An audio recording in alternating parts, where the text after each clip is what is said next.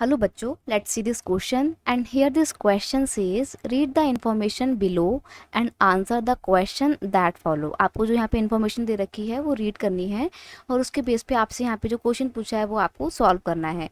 तो रीड करते हैं हम हमारे क्वेश्चन को, इन्फॉर्मेशन को। Government of India has created some standard for almost every product to protect the economic interest of all citizen.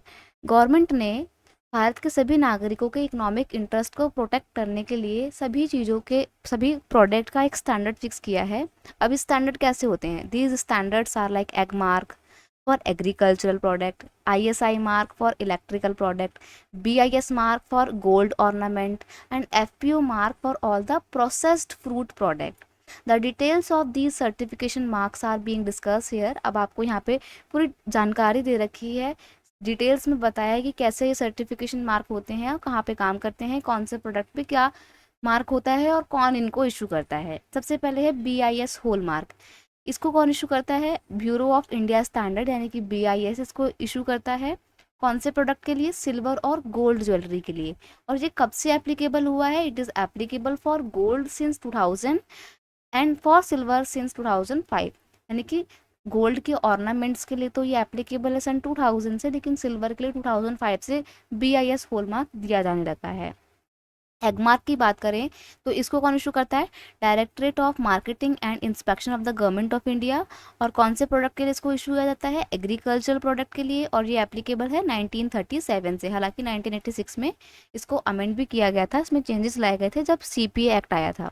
CPA act मतलब कंज्यूमर प्रोटेक्शन एक्ट, वो भी 1986 में लाया गया था।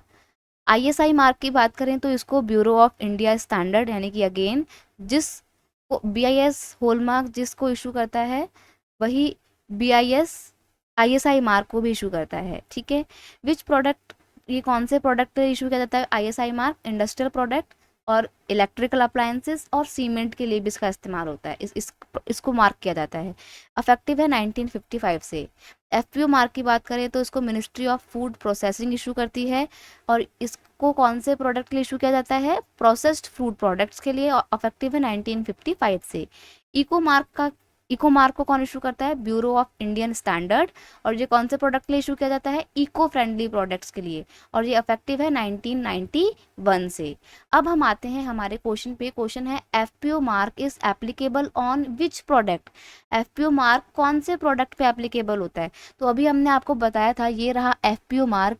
और FPO मार्क कौन से प्रोडक्ट पे एप्लीकेबल है? प्रोसेस्ड फ्रूट प्रोडक्ट पे एप्लीकेबल है। तो यहाँ पर हमारे को हमारा आंसर मिल गया।